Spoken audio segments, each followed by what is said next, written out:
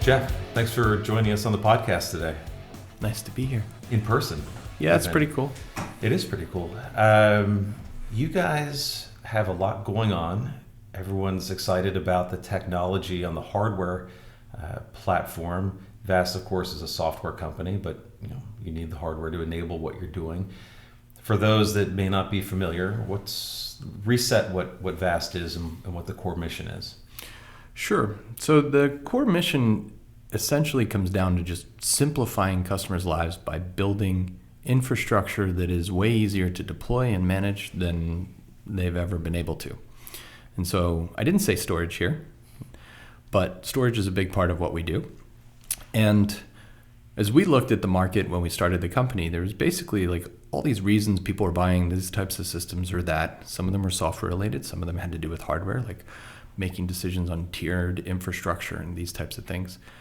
And as we kind of sized up your average data center, all we saw was complexity of people just trying to manage all these different types of systems that express some trade-off between performance and capacity and scale and capability. And we started to think, well, how could we make this easier for people? And the first general conclusion is that we needed to essentially remedy the problem that was in the industry where you had all these different cost structures for storage media that forced people to go and tier their data centers, right? And build these tiered data storage environments where you're moving data back up and down these tiers based upon some sort of like cost mandate that you have within the company. And we thought, well, if it would be possible to bring a flash system to market that had hard drive cost points, then people wouldn't need to do these types of things anymore. And so the original thinking was, okay, let's build a data management system that brought an altogether new economic envelope to the table with respect to flash TCO. And so the second thing that happens is you kind of make that decision is, okay, well, once you've solved the capacity problem of flash, then customers are going to want to put all their data on it. And so you need to build a system that can scale in a very simple fashion as well. And you need a system that breaks the scalability limits of conventional architectures because all these new machine learning, deep learning, analytics applications are coming online. And they're very different from how systems worked with storage in the past where, if you have like transaction processing systems, you're just trying to persist a write as fast as you can. But in the modern world, people want to just analyze gobs and gobs of data. The original name for VAST was actually random read. Oh, I thought you were going to say gobs data. Gobs data. No, that's not that bad. It's better than random read. So it's not much better. Ren and our CEO came up with that name, and I always say, if you can imagine the press release like Digital Equipment Corporation acquires Random Read Incorporated for I don't know what in 1983. So that was a terrible name. But then this kind of idea of something that's big and fast came into our mind, and we realized that VAST made it for a good name. And what we built is a next generation systems architecture that consists of a lot of low-cost flash that is essentially managed in a new way, where we've broken a fundamental architecture paradigm that's been around for the last 20 years, invented by Google. They wrote a white paper called about the Google file system. And the general principle was, hey, we don't need to buy these expensive dual controller arrays anymore. We can build a new type of storage architecture out of commodity server nodes. You fill them with hard drives, and you scale those out to get to whatever capacity or performance point you're trying to hit. Well, that, I think nobody really knows about that paper, but if you look in the infrastructure space today, almost every architecture out in the market, ranging from storage to databases, everybody's replicated that concept. I mean, it's pervasive in the hyperconverged space, but it's also the basis for modern data warehouses, everything from like Hadoop to your data lake technologies, all the way to file and distributed block storage systems where you've got these nodes that have either flash or hard drives in them, and you just kind of stamp these out to get to whatever capability you want. And then in 2015, we realized, well, okay, there's this new storage protocol that's on the horizon called NVMe over Fabrics, and people can actually disaggregate infrastructure, right? You can build systems that are designed of containers, and these containers can get real-time, like direct access level, direct attached level storage access without having to actually own any SSD exclusively. So NVMe over Fabrics becomes a game changer because you can now start to think about composable data centers. But the problem there is that that's only one part of the solution that's required to make that happen. The second is, now that you've got all these containers that are all stateless and they can connect to any number of drives, well, you have to solve for scalability by making sure that these containers don't need to coordinate I/O operations with each other. And so that's where the shared everything part of the new architecture that we've designed called DAYS comes in, disaggregated shared everything. And imagine a data structure that lives in low-cost flash where you can basically have 1,000 or 10,000 containers all managing and accessing the same data. Now you can get to that scale point that I was talking about earlier that has been a real problem in the market up until now, because typically when you build distributed storage systems, and let's use storage as an example, as updates happen to the system, what happens is these nodes have to all talk to each other. And so there's like this law of diminishing returns that kicks in as people scale, particularly if you're like accessing common data from multiple machines. It's a disaster. And so we realized that disaggregation, if you build a new type of data structure that supports a shared everything model, that could solve that problem. And so now we've got this system that can scale pretty much linearly. And the architecture essentially is designed to execute a new class of codes. We call them global codes. And these algorithms are essentially designed to get really, really strong efficiency out of storage. First thing that we do is we shape writes as they go through the system using a combination of storage class memory and low-cost flash, such that we basically organize RAID stripes of data that has a common life expectancy. So there's no write amplification or kind of like or flash wear that's happening inside the system as it's dealing with updates and transactions and stuff like that. It's all very pristine with respect to the flash drive erase block. Let me ask you about the coding there, because the software, when you start talking about QLC specifically, it needs to be talked to in a very gentle voice, right? If you're going to write to it, it wants to be, in this case with the 5316s, 64K blocks, right? So you've got to do some work there to manage the QLC nicely. Well, the drive controller has a block, like a variable block size. You could write a 1K block, you could write whatever. The flash manufacturers don't actually advertise what the erase block size is within the drives. And I don't know if it's a trade secret or anything like that, but we've just let it out anyway. No, I'm going to tell you what we've discovered. We have discovered that if you write anything less than a contiguous gigabyte down into these drives, you're basically going to encourage that drive to wake up and start to do its own garbage collection and start to wear itself down. Right. So you're trying to mitigate that to get more longevity out of the system. We do. So we do it through a form of log structuring, right? It's a write in free space storage system. So even if an application comes in and overwrites a piece of data, that just goes into a new RAID stripe, and we kind of mark that bad block as invalid, and we go and clean it up later. But the real secret sauce comes from A, having the luxury of time because we've got this big distributed write buffer and storage class memory, but B, watching the write patterns of different applications such that you can start to make determinations about how long a block will live. And so you put these into, earlier I said it's log structure, but it's not a proper log where first in, first out. We have a series of buffers that we're filling simultaneously within the system. And so because of that, we can see, okay, this is temporary data, this is archive data. And so you put the archive data into an archival RAID stripe. You put the temporary data into a temporary RAID stripe. And so as the temporary data gets deleted, all kind of gets deleted around the same time. We don't have to move data around the system in order to kind of clean things up. And so that's the really nice part about it. It's a process that Intel previously called write shaping. And what we showed them is that you can get like 20 times longevity out of these drives if you write not contiguous 64K blocks, but contiguous 1 gigabyte blocks down to flash.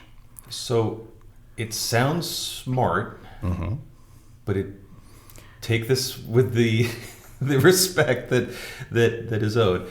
It doesn't seem like it should be all that hard. Like, why haven't others done this? Because the effective hybrid array that you're talking about with SCM in front of QLC is not a new notion, right? No, people use memory in the past. Sure. So But why haven't they figured out how to take advantage of new media as it's come out? Well, you have to, okay, so I think the first thing to consider is that SCM is relatively new, right? It just started shipping around 2016 or so.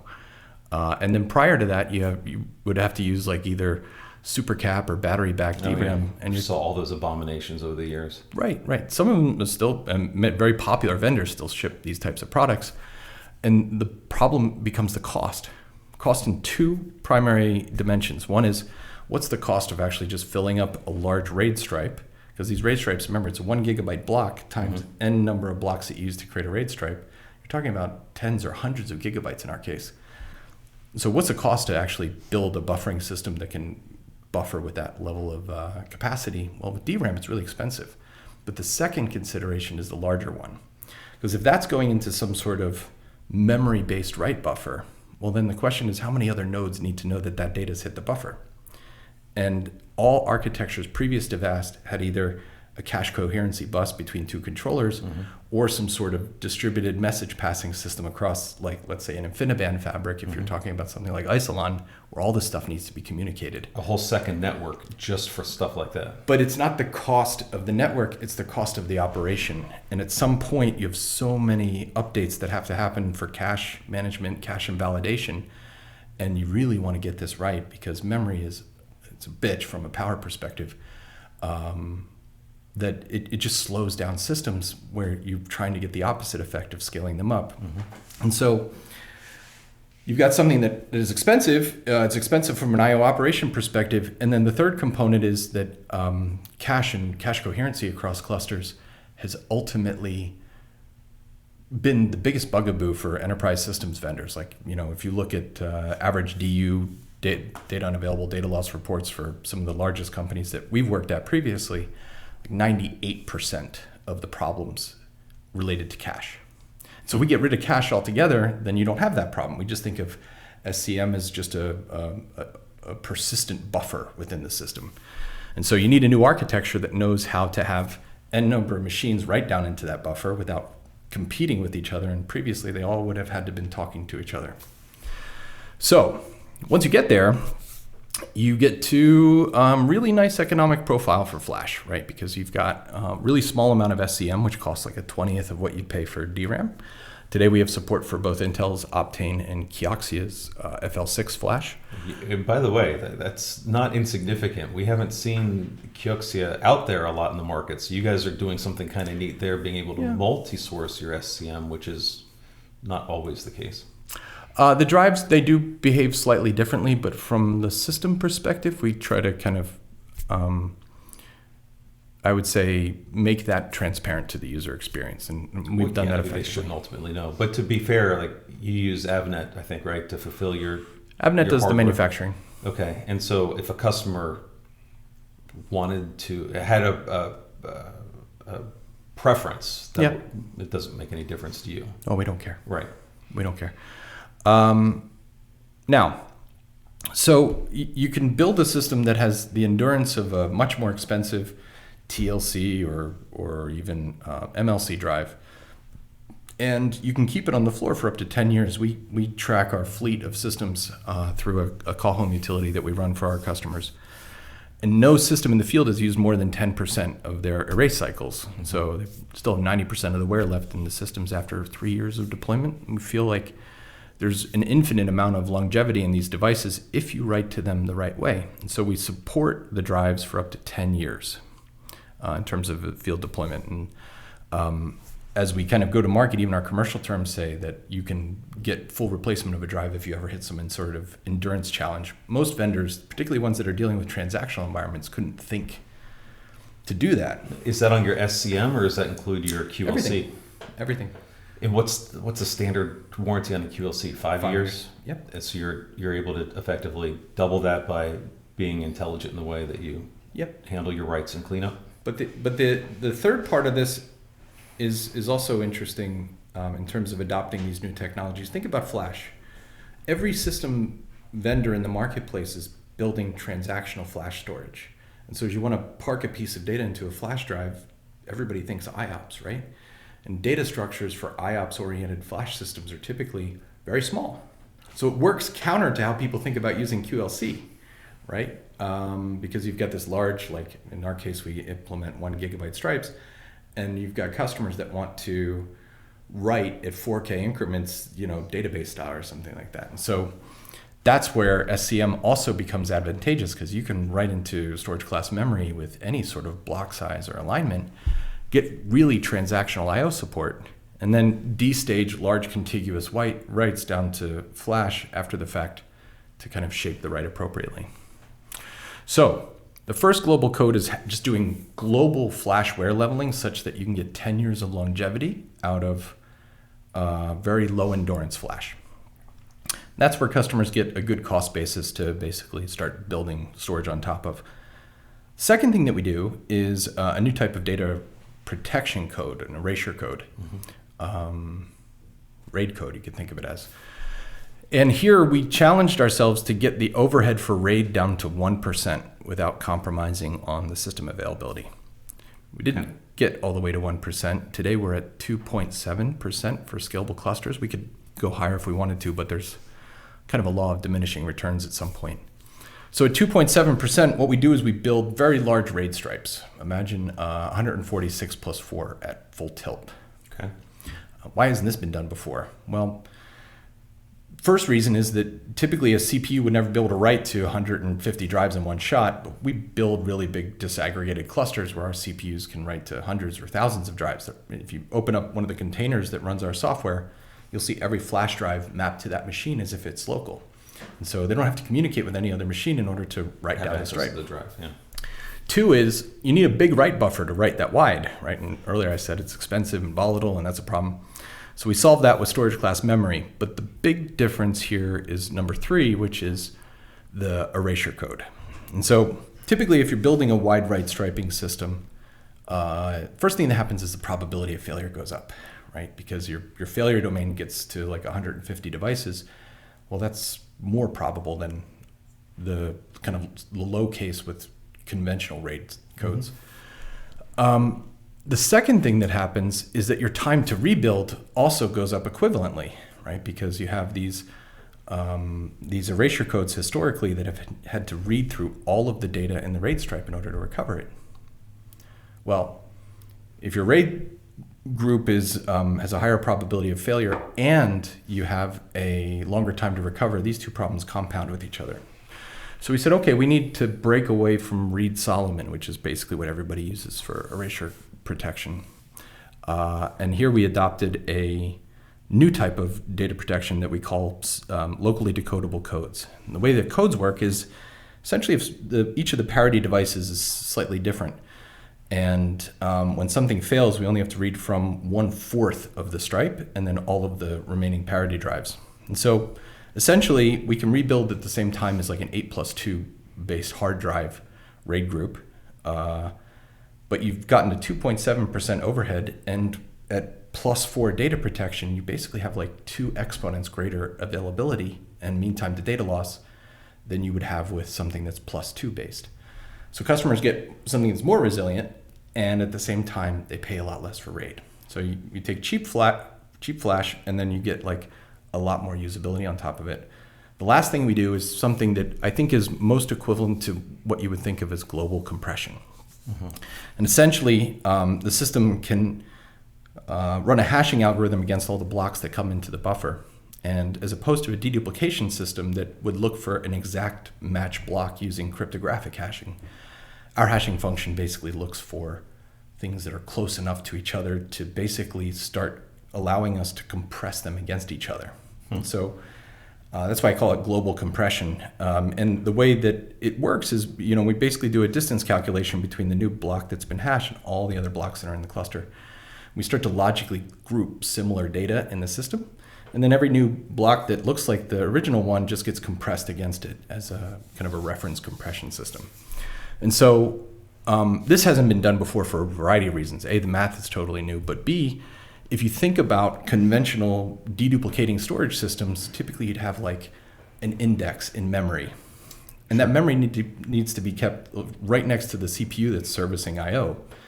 And so if you think about some of the most popular deduplicating storage systems in the market, Data Domain or FlashArray, from Pure, typically these systems only are dual controller because if you have to instantiate that index per every additional controller you add, well, you start paying more for memory than you're saving in storage. And so we realized that with disaggregation, this shared everything model means that the metadata, the index, is equally shared across thousands of machines. It's way more efficient from a hardware perspective. And so this new approach, it basically goes global across all your data, like kind of a global deduplication system would work at exabyte scale. But on the flip side, the pattern matching is way more fine-grained than deduplication. It goes down to just 2 bytes, so it's insensitive to noise. We see some like awesome stories with this. Well, how do you do that without eating a big computational hit on that? Because you talked about the rate hit being low. Sure. How do you do that? You do eat cycles. Sure. So it's out of band. The way that it works is the data flows into the SCM write buffer, and your application gets an acknowledgement back. So kind of in the background, what we're doing is we're running this hashing and compression algorithm against your data.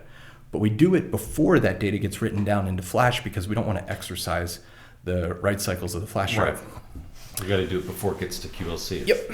Yep. So we don't want to wear out the flash, so we do it kind of in line. And the interesting thing is that the SCM buffer is the slowest part of the system. So we can harvest data off of it and run it through a lot of very powerful x86 machines and ultimately stage that down into Flash. Now, from a read perspective, it's essentially free from an electronic perspective. Let's call it the decompression. Happens within a little bit less than half a millisecond. So you don't pay a price for that, but you do pay for it in the read path, but that's kind of out of band from the application.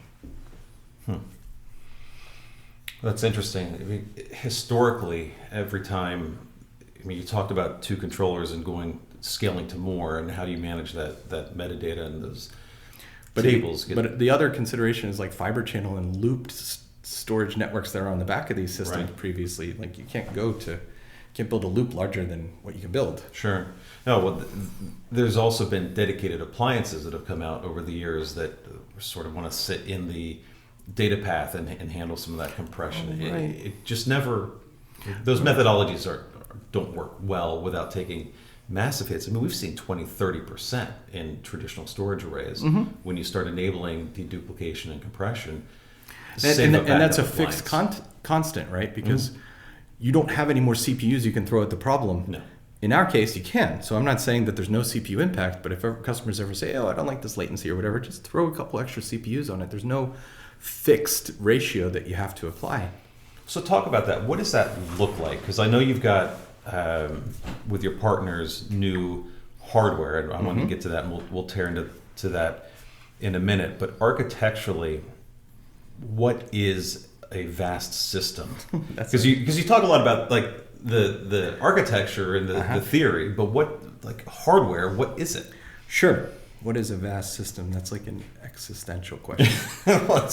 No, because that's the essence of vast. I saw you at SC back in last year in St. Louis, and in the hyperscalers. I mean, they're buying things and doing very real things. I mean, it's obviously all real stuff, but how do we think about it from a component standpoint? Okay, so my first caveat here is I hate the naming conventions. I understand I run marketing, and I just never overpowered our CEO and our head of R&D on this one. We have 3 different types of kind of systems that compose a vast cluster. Okay. The first is an enclosure. Think about it as a modern version of a JBOF. We've used single ported drives to keep the cost down, so we work with enclosures that we can essentially control in software and flip the I/O access between what we call 2 D nodes in the back of the system so that you can provide active access to single ported devices. So we basically take like the lanes of an SSD, we map 2 lanes to this server, 2 lanes to this server, and we control the PCI switches that basically manage these servers to the drives such that we can kind of fail them over, fail them back instantaneously. So we've kind of interposed everything in software. Now these enclosures, They're very dense. We have the unit that we've been kind of supporting up until now has support for 44 drive slots, 44 flash drive slots. So that gets you to 1.3 petabytes of space in 2U of a form factor. Right. You've got some side loading stuff. You got all sorts of... Sanmina, which is now Viking Electronics, manufactures the box. We didn't engineer it. We just kind of took something off the shelf. Oh, they make good stuff. Yeah, they do. And so this Sanmina enclosure is kind of what we've been working with for a long time. And that becomes the capacity building block. You can stamp these out to get to whatever capacity point you want. And obviously, you get performance as you start scaling out flash in your environment. Is it conceivable to deploy one of these JBOFs? Yep. Or okay. No single point of failure. Okay. So customers start with one, and as they grow, the erasure codes start to scale dynamically across these machines.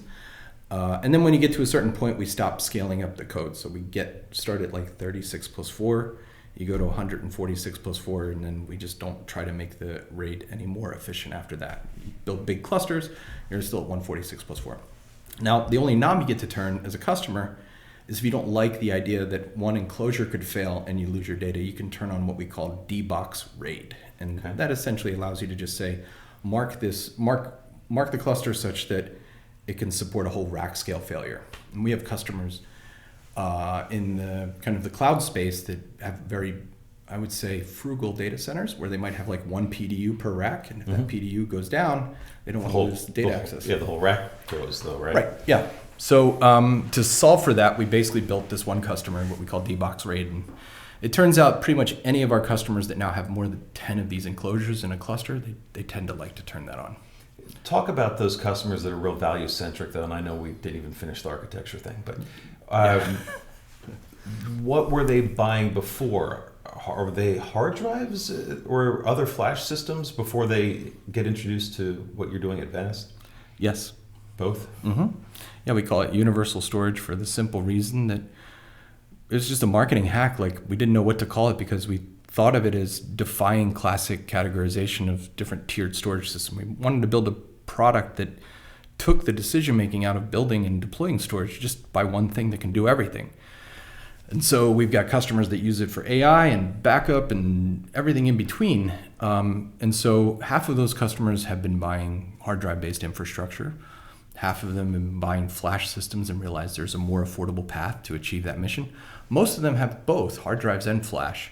And we're basically saying you can consolidate that down, and at the average price per gigabyte that you're using your hybrid environment for, you can just get all flash. And that becomes the insurance policy against some of these modern applications. You know, ultimately, I'll ask a storage administrator, like, do you know what your applications are going to be doing in 2 years? And the answer is never yes, right? And so... Well, not whatever they're doing now. Right, but the investments that they've been making, they're buying storage infrastructure for 5 years or more in certain cases. And so, whereas they don't know what's going to happen, they've been buying infrastructure that hard codes them to a certain kind of pathology. And we're basically saying, here's your no-cost insurance policy. And that's why people love us. So I think we got as far as the JBOF. The D-Box. The first terrible name. We have one thing. Yep, we got a D-Box. Okay, so you can have up to 1,000 of these D-Boxes in a cluster. It stands for data box.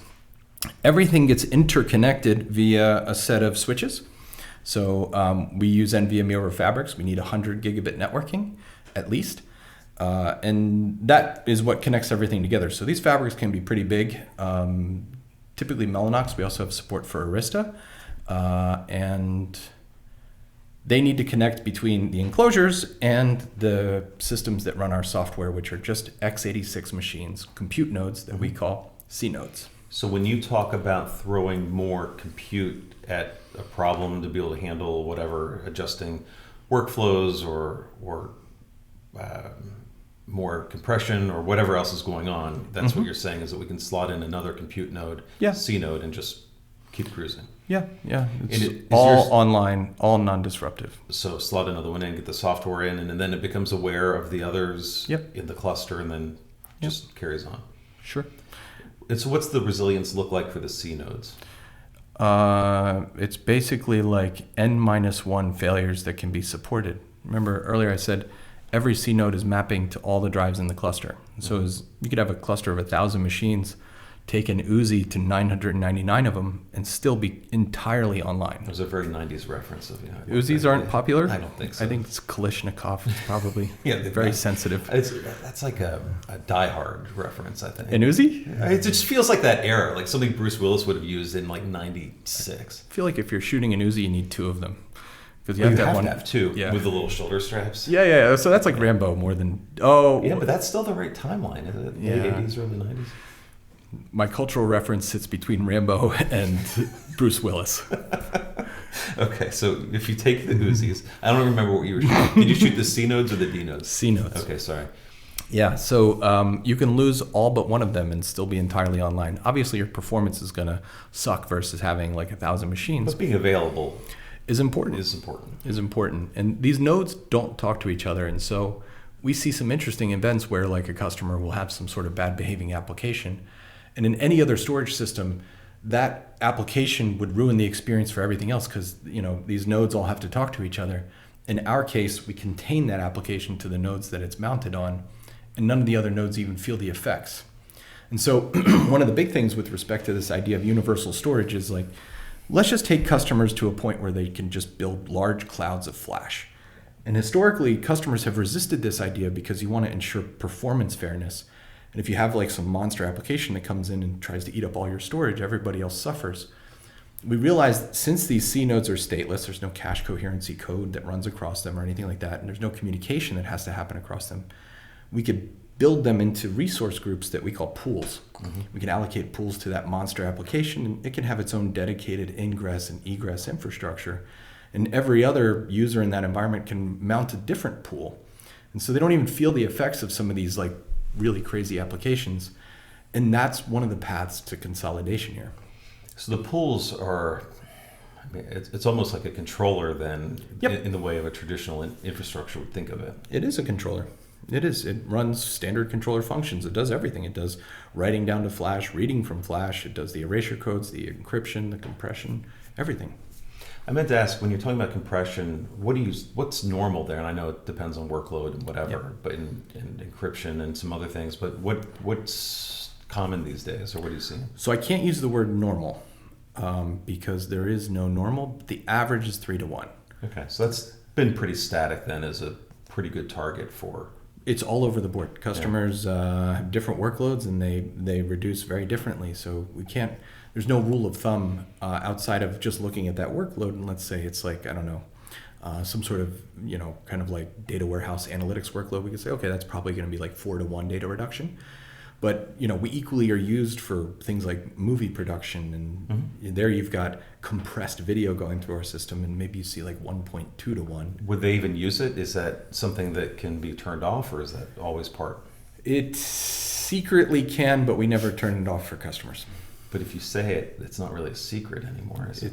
This is a talk amongst friends about Uzis. Evidently. Okay, so there's not really a practical reason to disable it. But there's also a philosophical approach here, which is we want our engineering team to always work towards that goal of saving customers more money. And so if you let the customers turn off the erasure codes, I think that kind of gives the engineers an out to say like, oh, well, they're not using it, so we're just going to kind of not look at that problem. But when it's on, everything's laid bare. And so we can see exactly with every single customer precisely what they get. But I think the thing to think about is like, Jeff's just said 3 to 1 data reduction. That's not spectacular, right? Data Domain came out 20 years saying you get 51. We're working in unstructured data, right? This is largely compressed data. And so if you think about this similarity-based data reduction I talked about earlier, half the time we're reducing data, it's after deduplication and compression. And so we work with some of the leading backup partners in the world, like Commvault, for example, and Commvault keeps their stuff on. They keep dedupe on, they keep compression on. And after the data flows down into VAS as a target, we find additional gains because of this new approach that we've made to data reduction. So you've got cases where you're being used for unstructured file storage, you're being used as backup target, you're being used as data lake, ultimately to get data into AI for analytics, or to the DGX or whatever, and do some cool stuff there.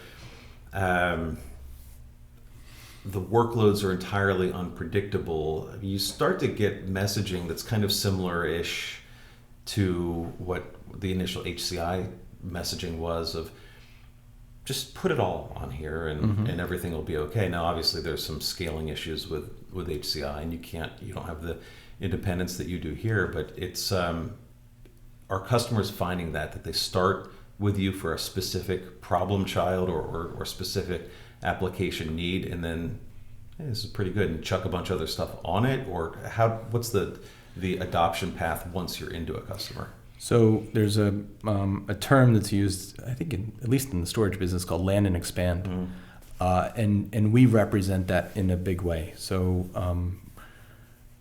we measure something called net revenue retention, which is basically like if you have a customer in the year previous, how much more have they spent with you at the end of the subsequent year? And our net retention is 300%, which means customers are kind of on average amplifying their investments 3x year over year. And so that's awesome. Now it's a function of A, the customers that we have today just starting to buy more, and B, you land more customers, and then they ultimately grow over time as well. And so our biggest customers are now well over 100 petabytes under management by us. And it is a ton of different workloads that you find ending up on our system. Like one very large auto manufacturer we work with, they run their Splunk on our system, they run their car R&D, they run their CCTV for their factories, they run their robotics platform, and I'm forgetting one other thing that they run. Oh, their backups run on our system. So the surveillance workloads can be pretty nasty too. I think so. Surveillance typically is thought of as overhead. Like nobody likes buying CCTV infrastructure. And so we tend to not chase those types of deals. People don't want or expect performance. It's largely regulatory tax in a lot of cases. But we work with a lot of computer vision applications independent of that people actually want performance from video and imagery. So it really depends on the different markets. Well, sure. I mean, once you can do the analytics on the people and whatever activities it is that you want to track, there's more intelligence to be gained there than just after the fact some legal responsibility slip fall something, right? I think so, but you need to be. I largely think that that's being done by the camera manufacturers, right? They're trying to figure out the algorithms to do all that training internally, and then ultimately they're just capturing events, which might be a very small entity, and then they send that back to like a security person or something like that. All right. Did we leave any parts out? We've got D node, C node, network. That's it. Well, that was easy. So why do we stop at 1,000? Is that just where your customers have pushed you, or is there some limit there? We're not at 1,000 yet. Our biggest clusters are in the hundreds. I think the fundamental kind of barrier to mega clusters is going to be the network. We're starting to, in certain cases, use InfiniBand director switches just because you have so many ports within these machines, and you can build spine leaf topologies out of them. And then there are port boundaries for those types of networks as well. And at that point, it just kind of gets a little crazy. So we're thinking 1,000 enclosures gets you an exabyte usable. After data reduction, if you go an average 3 to 1. 3 exabytes. I can do that math. You're like a math genius. What else do you need? I could use that math genius when I was struggling with geometry. Mrs. Smith would be really proud to know that I was called a math genius this late in my life. She would have never believed it back then. Mrs. Smith. Yeah. I was Mr. Kiesling. I failed calculus 3 times. Wow, that's impressive. That's not impressive. Yeah, it's really hard to do 3 times in a row. The content doesn't change in calculus. It's true. I didn't really try that hard. Oh, it's more of an effort issue. Well, and a brain issue, but I got it. D is for diploma as far as I'm concerned. Confidence. Okay, so that's architecture. That's really cool. What else? I mean, so your software guys, you've got to be thinking about data services, other stuff. I'm not asking you to pre-announce your roadmap, but is there something that customers are asking for that you guys want to work on, that you've talked about working on? Like where else do you go from the software side? What else has to be added to continue to improve? So there's a lot I can't talk about, but what I can say is that AI is transforming people's relationships with data. And the way that these codes get more accurate is by going back to that data and learning and relearning from them, retraining on them. And so we started to think about what the kind of market impact of deep learning and artificial intelligence would be. And we don't consider ourselves analysts by any respect. But we also noticed that ARK Invest, like Kathy Wood's investment company, she's starting to call an infrastructure number around AI that's basically backed by an idea around how much value could be created in the market from artificial intelligence over the next 10 years. She basically says that opportunity alone is going to be like $87 trillion. Now, if you look at the total sum value of all of the equities markets right now, it's about $80 trillion. Okay. So you're talking about something that's the same size as all of the world's stock markets. Put together. Going to happen in the next 10 years. And we're starting to see evidence of some really big investments that people are making to kind of support that thesis. But if it's true, and you start to think through, okay, well, what do the stacks look like over time that can solve the needs of training and inference? Well, what we can say is that it's probably not going to be a combination of Oracle on VMware on EMC, which we think of as like kind of the last 20 years stack for digital transformation. Oh gosh, I hate that one. It sucks. Like, everything's digital transformation. Well, I thought we were done with it about 3 years ago, but it's still, digital transformation is still happening, apparently. It's going to be. Now, we view digital transformation as if you kind of have an actual definition of it, it's the process of taking somebody and retraining them to use computers so that they can be more efficient, basically adapting people to computers. The next 20 years could be something that we call the natural transformation, where computers start to adapt to people.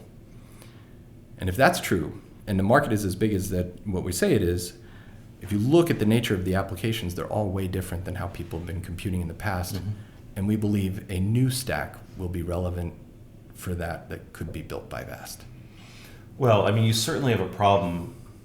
The industry has a problem with how do you take massive amounts of data, keep it performant, and get it into these systems for analytics, right? That's just the first step. Right. Well, but that's the one that is a current struggle, and that's only step one. Oh yeah. Well, I'm going to resist the urge to be teased too much here. All of these data companies out in the marketplace today are viewed as data storage companies, right? Any data platform, data lake, whatever. But if you look at what they're doing, they've all outsourced storage to S3 as not only a storage protocol, but also a system and oftentimes a service, right? If you go all the way to Amazon. And our realization is that people have kind of given up and assumed storage is solved. With an S3 Yeah, S3 initiator. is the lingua franca. So as long as we can connect to that, you can build whatever modern data management system you want. Would you describe S3 as a performant platform for AI? I think it can be performant. Okay. It is not always implemented with performance.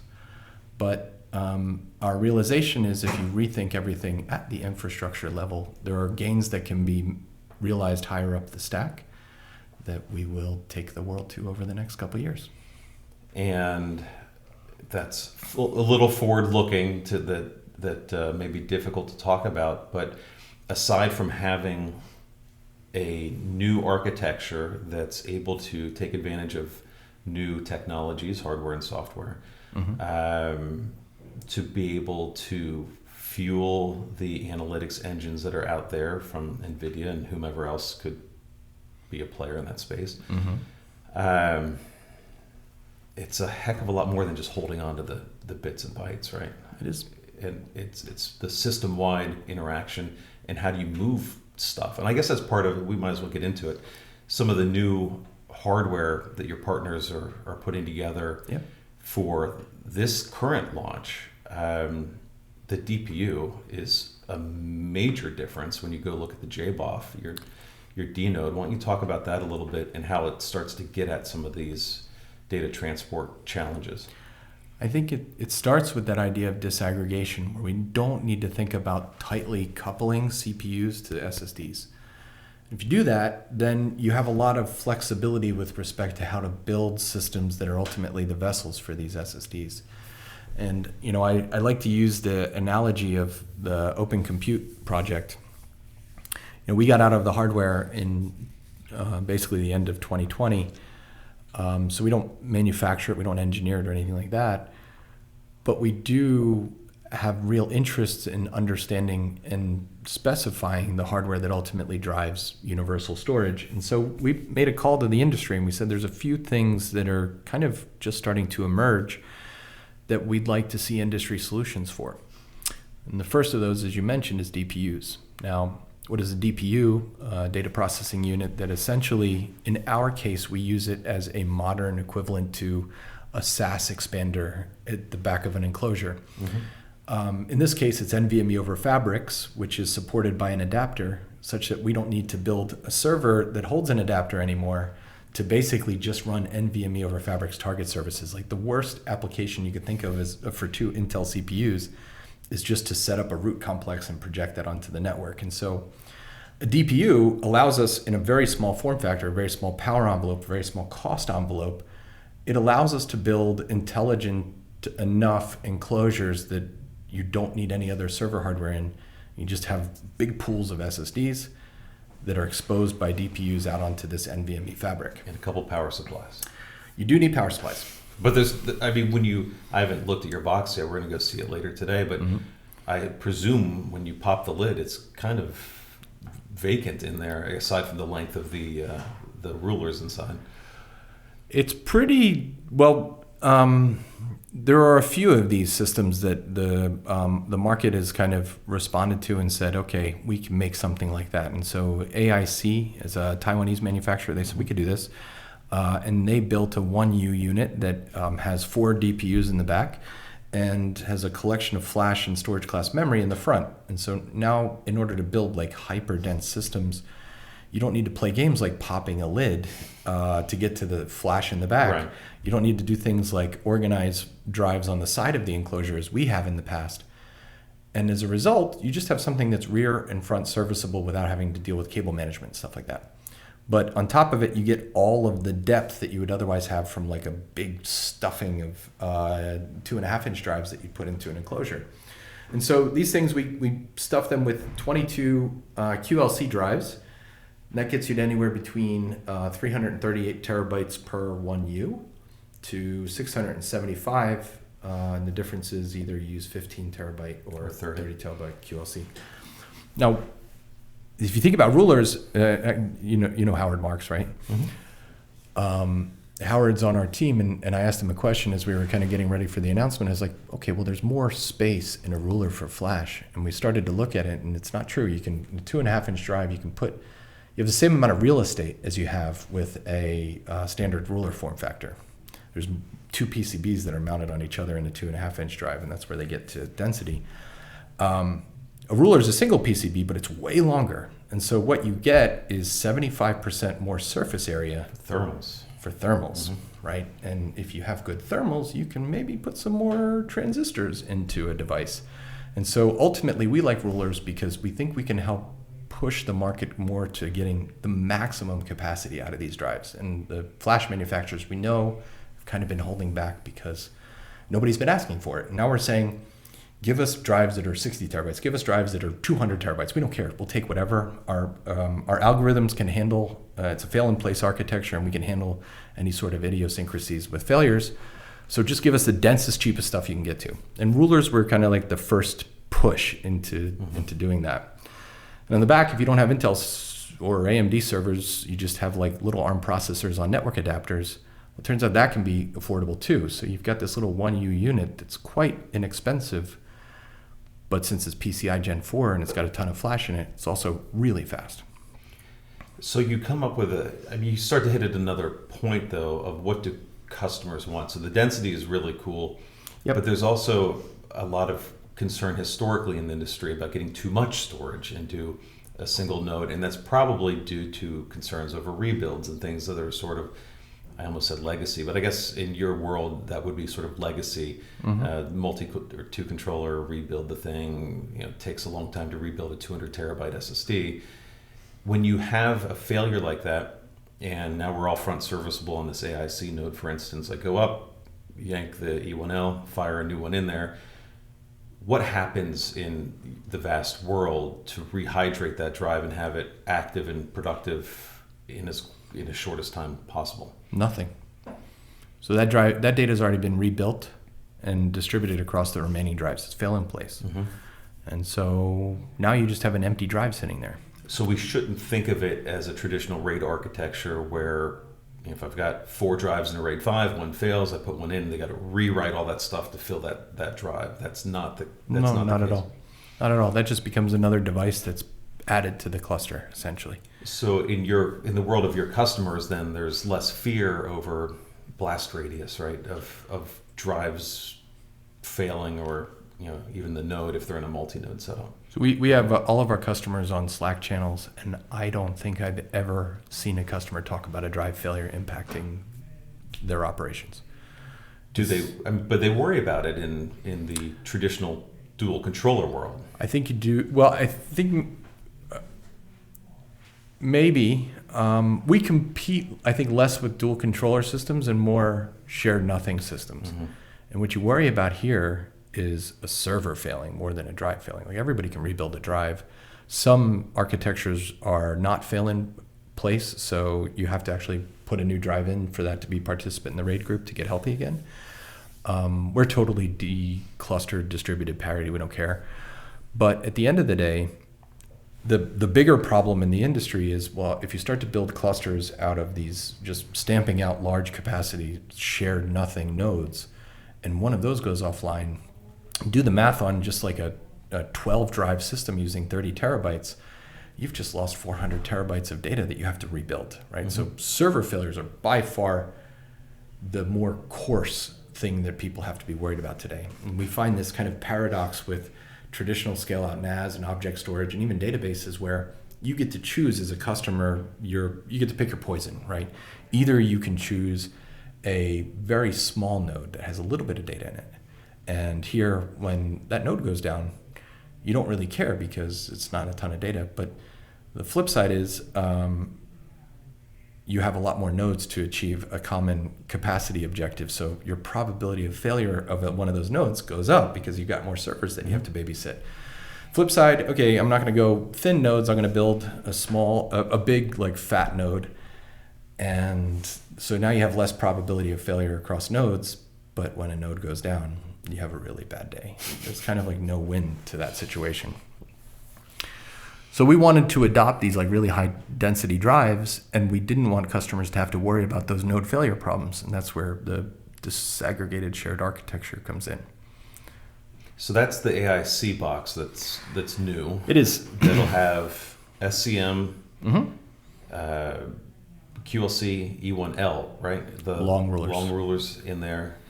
Big, beefy ones. And if you take that new D node and you're an existing customer, can we just drop this in with an existing infrastructure so we don't need matched capacity or nope. any of these notions? I've been telling this story for years with the expectation that this is going to happen, and now it's here. So the interesting thing when you think about flash is that as you add a transistor, you're adding both a unit of performance and capacity at the same time. So we can like get into the Computer History Museum and say, let's look at drives over the last 10 years. And you can watch capacity and performance evolve on a linear curve. Mm-hmm. And so what we realized is that just like you don't get an email from Jeff Bezos saying we're taking S3 down for the weekend to do a hardware migration. Not anymore. Maybe the early days. Maybe, I don't know. Nobody wants to take their systems down for a migration, or people just want to keep growing and growing and growing. Mm-hmm. And hardware evolves over time. And so when we looked at it, we realized that as we were to increment to PCI Gen 3 based systems, the drives would be twice as fast. But they would also be twice as dense. And so as capacity increments with performance, we can build systems of heterogeneous components, and you can preserve the balance of performance and capacity, even though you're building a bunch of different stuff over time. So we build what's called an asymmetric cluster architecture. And customers can just grow of all sorts of different stuff. And after 10 years, I would expect some of these clusters will look like Frankenstein. But it all is just one big pool of flash that the software knows how to manage, and a customer never has to think, well, is my data on this system or is that system? It's all completely abstracted away. Do your customers worry at all about this sort of Frankenstein's monster of stuff, though? Like, because even in your prior nodes, your D nodes with the drives on the side, I mean, did you get much pushback on, yeah, it's kind of weird, don't like it, or maybe ruler's kind of weird, don't understand it, or perhaps your customers are more sophisticated and are great coupon users? They are smart. We sell to people that buy big. Our average software selling price is 1.2 million, right? That's just the software part. You also have to go buy hardware. That's probably another million or so. So the point is that, the average purchase order to Vast is $2 million if you include the hardware. So and it's more sophisticated then. I think more educated, meaning like when you get into these types of organizations, they have dedicated storage teams, people that are paid to really understand the nuance. And we made a conscious bet when we started the company. We said, okay, we can go mass market. We can build something that, you could sell to every small to medium-sized business. And the thought there is that, well, over time, those businesses are just going to consume cloud services. They're not going to be buying data centers and storage and stuff like that. And who will be left are either private cloud operators, like legitimate ones, or public cloud operators. And if we could be the arms merchant for both of them, then we win. And so far it's been a successful strategy, but the customers that we do work with are, I think, more storage savvy than your average. So less susceptible to some of like the initial FUD around QLC, can't handle writes, or whatever. They have to be educated. Right. In the early days, I wouldn't do a customer meeting, like before we came out of stealth mode, I wouldn't do a customer meeting for less than 90 minutes. And people got so pissed off about this. And I would always take up more than 90 minutes because I just had to unravel, me and Ren and a few other people, we just had to unravel all of these previous conceptions, and then you build back up to what is the art of possible. Mm-hmm. So there's all this new stuff happening, and you have to explain that to somebody that essentially gets paid to understand how new stuff can be done. But you're telling them that the world that they knew and thought they understood, yes, is now not no more, but is not the best case moving forward. Yep. Well, it's just there is a new art of possible. Did you bring a therapist with you to help these people along, or maybe support animals?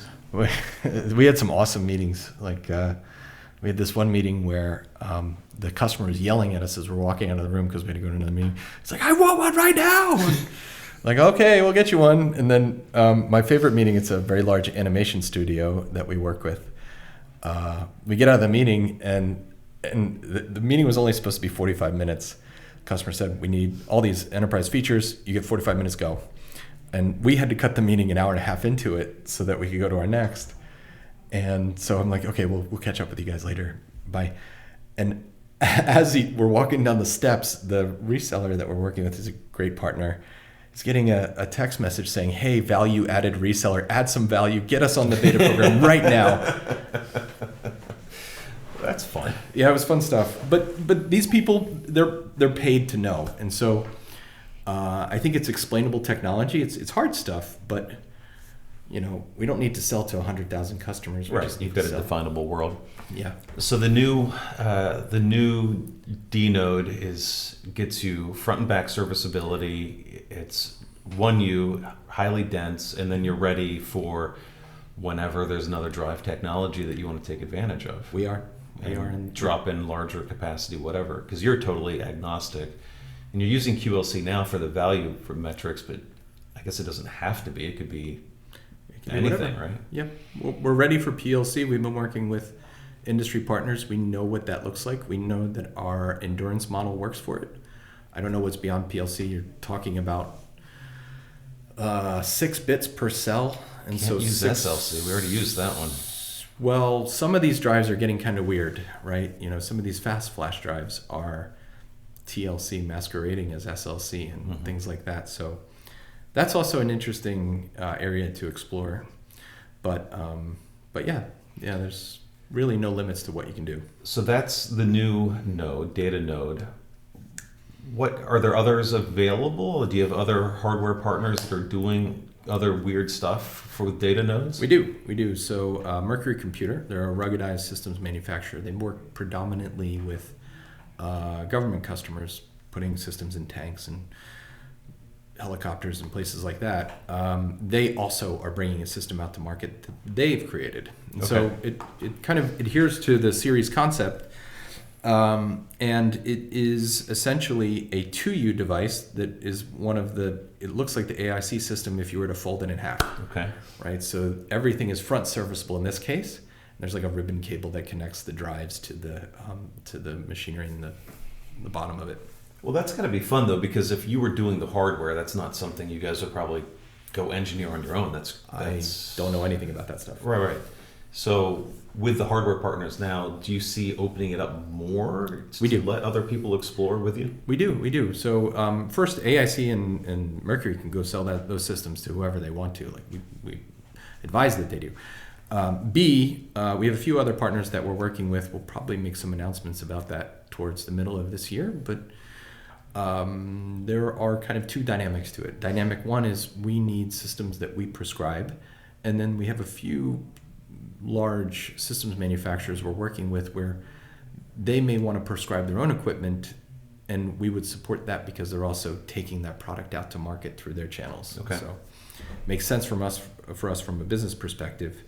But the interesting thing is, not only are we allowing customers to build these big clusters, but we're also running all of the infrastructure in our QA lab at the scale that's equivalent to or greater than our largest customers.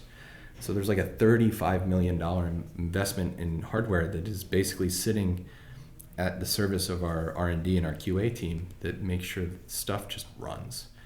And for that reason, we've gotten to 6 nines of availability across our install base in short time with not 100,000 customers. So availability essentially becomes just statistics, right? Mm-hmm. And we have very large systems, which makes you more susceptible to failure. And despite not having 100,000 customers, we've managed to get to really high levels of resilience in the market. Well, that's a good selling point if you have this much data. It's under essential. Your control, right? You can't take any other path.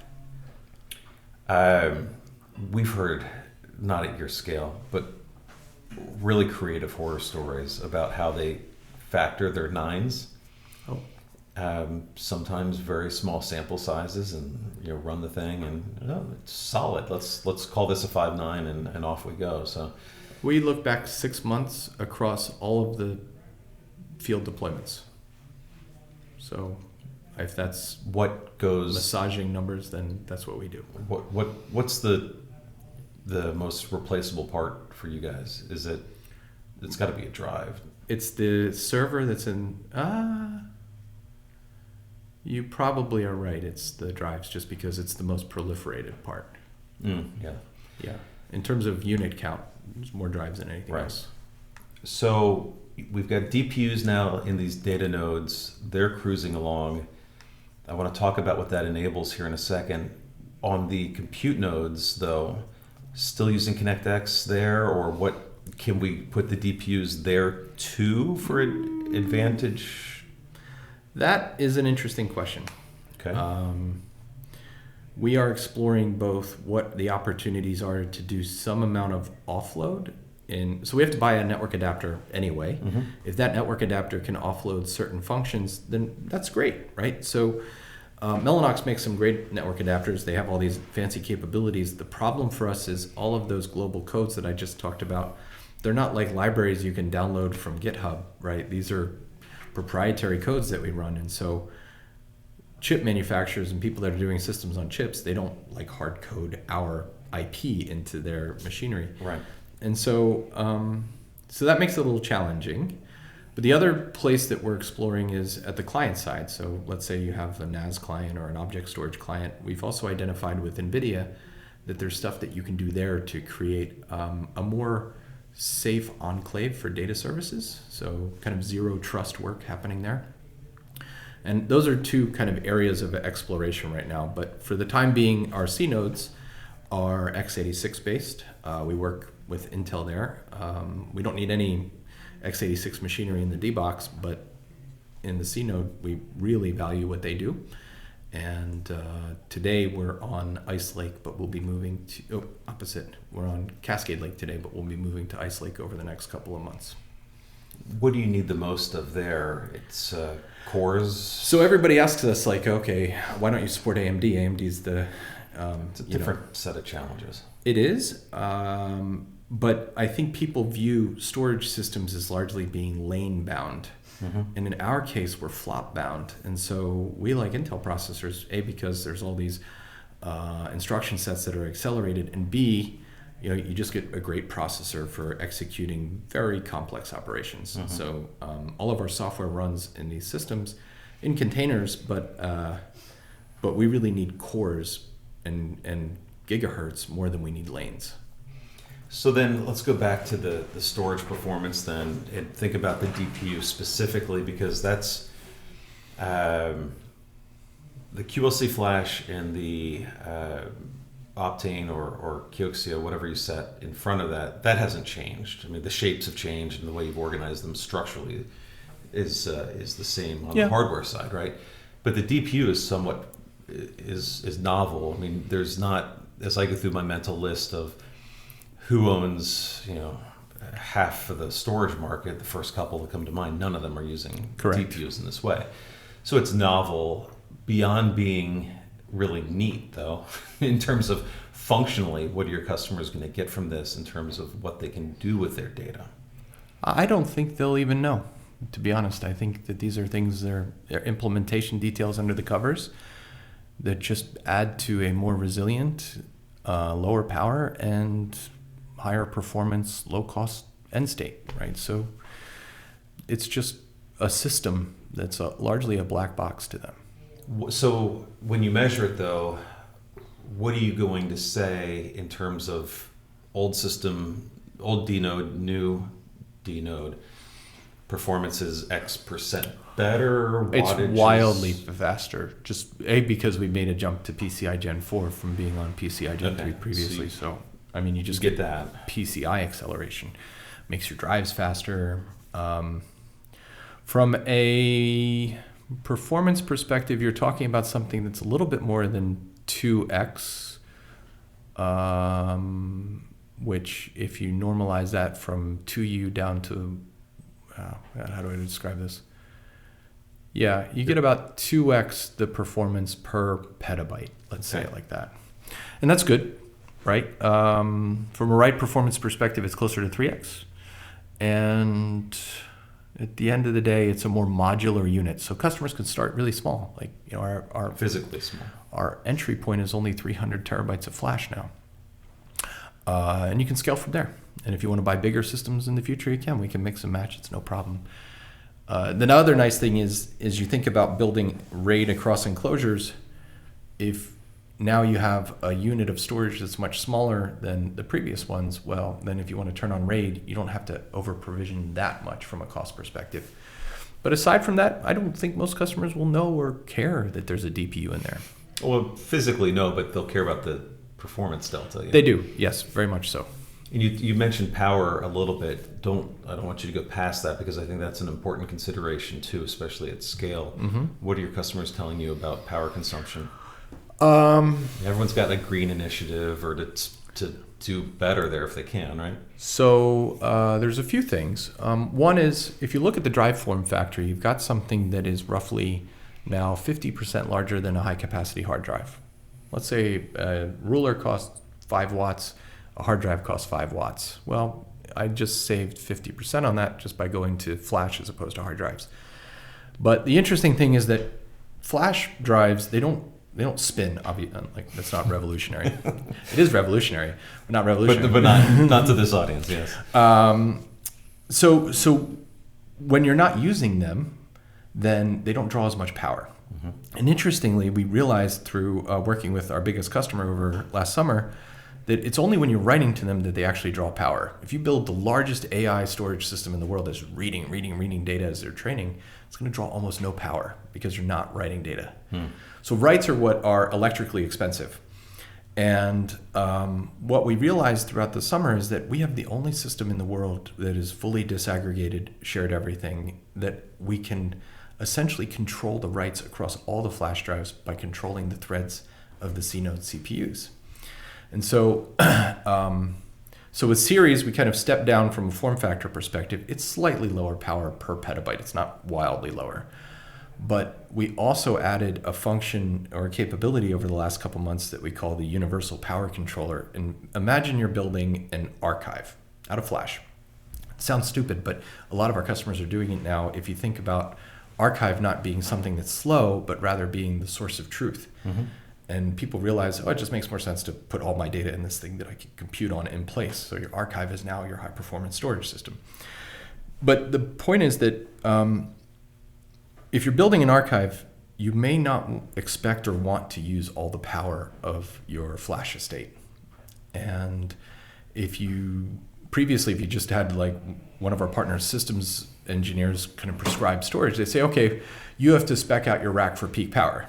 And so you take whatever's rated on the side of the systems and you say, okay, just whatever the sum of that is what you do.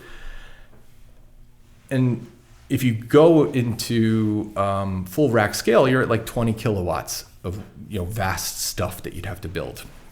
Now, 20 kilowatts is a lot. Most data centers don't support 20 kilowatt racks, right? 5, 10 is kind of the average that we find in the market. But what we realize is that if customers aren't running these things, writing to them full tilt all the time, then we don't need to specify to that power level. You just have to specify to what's actually being used at any given time.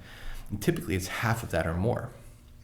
And so what we did is we added this basically thread management capability within our system. It says, okay, there's a new object in the user interface that is a rack. And that rack has a maximum PDU capability. And you may put systems in that rack that could trip that PDU easily, but let's build a facility that manages the I/O load going into those enclosures such that you never exceed the threshold. And so, for example, if you start creeping up because maybe some application starts writing faster than you expect, you can just start shooting nodes until you get to a maximum capability that's under the peak threshold of the PDUs. So customers that would have had to specify, let's say 20 kilowatt racks previously can get the same job done with like 8 kilowatts now, and they never find themselves in a bad place. So our biggest customer took us to that because they were already over provisioned because they have very few of these C nodes per all the flash that they buy. Mm-hmm. And they were like, yeah, if something really crazy starts happening, then we're going to trip our PDUs. And we said, okay, well, why don't we take care of that for you? Before it happens. Yeah. So we've done that. They've been a great partner. It's an exciting conversation and so much potential. I know I don't even know how long we've been talking. It's probably been an hour, but I am really curious though, because you talk about all these needs, and we started early on about this analytics notion of no one ever wanting to delete anything anymore, of having the data available forever, creating more data, iterating on it with your AI models, learning from historical and then new information as it's coming in, deploying it, rerunning it. This is a cycle. So having all of these, all this data on performant storage seems the only path forward to be able to get to this 87, was it trillion? Trillion. Yeah, it's a big number. Is when you're talking to your customers that are active, that are really engaged on AI, that's got to be part of the story. Like, how do we get this data now from the storage infrastructure to DGX or to whatever to get this work done? What's the angle there, or what are you getting involved in there with your customers to be a good partner to help them do that? Oh, interesting. Okay, yeah. So we're also announcing that we have just... Okay. Thanks for the softball there. We're also announcing that we just got into NVIDIA's SuperPod program. So I actually did know that. So. You didn't? No. Oh, okay. Then I should read more prep notes. Okay.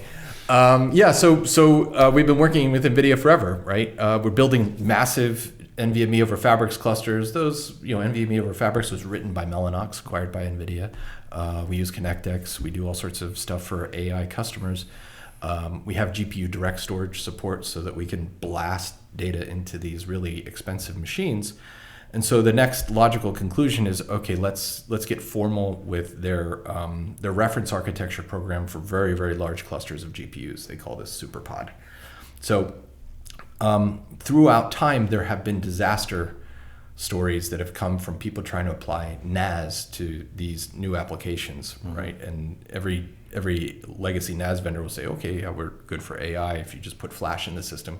But the reality is, like, all this east-west traffic between these filers ends up creating just a collision of I/O that overwhelms the storage systems. And so we've seen customers have to just rip out wholesale investments that they've made on very, very large flash enterprise systems. And so the interesting thing with us in the SuperPod program is that we're the only enterprise NAS vendor that's in this program right now. Everybody else is told you can either choose VAST or go learn parallel file systems, right? And parallel file systems, I used to be in the original Lustre team. I know the good and the bad that comes from that. It can be some pain. Like, you kind of need a PhD to run half of these systems. And so what we're taking the world to is an idea where you don't need to tier. And that's really important actually in these AI environments, because if you fall off of a flash cliff onto some like hard drive storage system that a vendor tries to sell you, well, your performance goes down by like 50x, and that would kill your GPU efficiency. So we say, okay, you don't have to pay a tax for flash now. Customers, great. Number two is you get embarrassing parallelism from a storage system that's just exposing NFS. Every systems administrator in the world can spell NFS. Can you spell parallel file systems? Not everyone can. There's like 1,000 tunables in the client for GPFS, just as an example. And so people don't know what to do with that. And these become like single point solutions that customers have to buy if they want some sort of AI initiative. And then you've got VAST over here saying, yeah, we can give you that performance, but you can also use it for Splunk. You can also use it for backup. You can also use it for Kubernetes. You can use it for everything. And so it becomes the easy button for customers to push. And, historically you would think a lot of this artificial intelligence work is the domain of just the hyperscalers and these leading consumer internet companies. And we're finding that that's not the case at all. You've got very large commercial organizations that are making massive investments. We were selected last summer for a customer that spent over $300 million in GPUs just for one big system. And they're not like Facebook or Baidu or anything like that. This is an organization that is just doing financial data modeling. And so these things are starting to happen elsewhere in the wild. And they prefer to monetize that investment though too, right? Because for every minute those things aren't running, you can't just be sitting idle on those. I love, so the customer is very secretive. Like, they don't tell us everything that they're doing, but I love to just conceive of the meeting where somebody walks in and says, I have an idea. And that's probably going to cost us about $500 million to go execute. Hear me out. hear me out, right? And then they make the bet. Yeah. And we find these bets happening in all sorts of different types of industries. Obviously automotive, but well beyond that. You've got natural language processing, computer vision, all this stuff's happening, and people are buying big. So in that same motion, you want them to make the bet on VAST and try you guys out, because you do feel like you've got a demonstrable advantage, especially with these large data sets. Mm-hmm. What's a POC look like? How do customers start to engage with you? I imagine it's perhaps more challenging to go take half a petabyte of stuff and go put it on storage and figure it out. But what does that motion look like? I think we've been fortunate that we've kind of delivered on what we've told the different partners that we have in the industry, what we were going to do. And so for example, we work with Avnet as our US manufacturer, and they have a cache of POC equipment that they ship to customers all the time. And the funny thing about software companies is typically POCs are really hard unless you're deploying on some cloud platform, because you have to go find somebody to help you with the hardware part of it, and it's not something that's on their books, and so they have no capital and blah, blah, blah, blah, blah, or maybe no venture capital.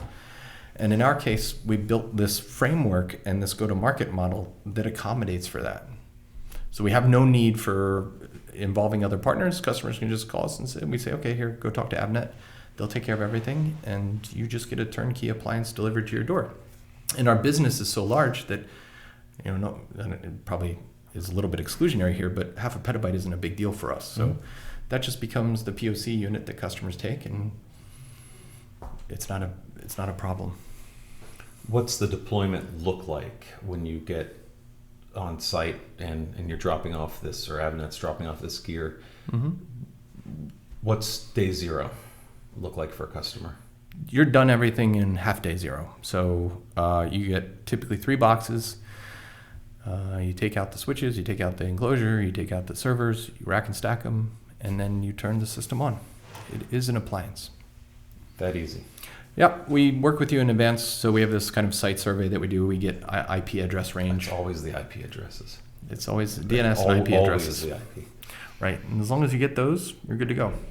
Well, yeah, it's funny because to think about the quick deploy sort of modality on something that's that large, not in rack U, but in capacity, is pretty uncommon. I mean, we'll see that from an SMB system, right? Be online in 15 minutes, and it works most of the time. Mm-hmm. Not always, but we even get like non-contiguous IP address ranges. Like you can have like 131 to 145, and then you can also get, for these other file servers, you get like 203 to 242, and you just roll with it. No, I mean that's pretty cool. It's hard to imagine now with the density of what you can get with these systems. I mean, it's pretty crazy. Your customers, I'm sure, will be thrilled, and it'll be fun to watch what you guys do with new, bigger drives, new technology. I mean, it's an exciting time to be able to take advantage of this new hardware.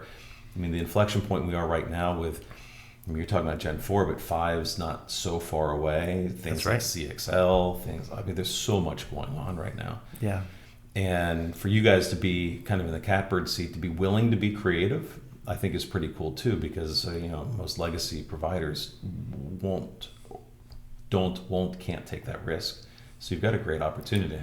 We like the idea that we're challenging the industry to invent, and I think we're fortunate. Like we're kind of the hot growth company in the space. I haven't talked much about our business, but we've built something that's very significant, and now the industry wants to partner with us. They want to know what we think the future should look like.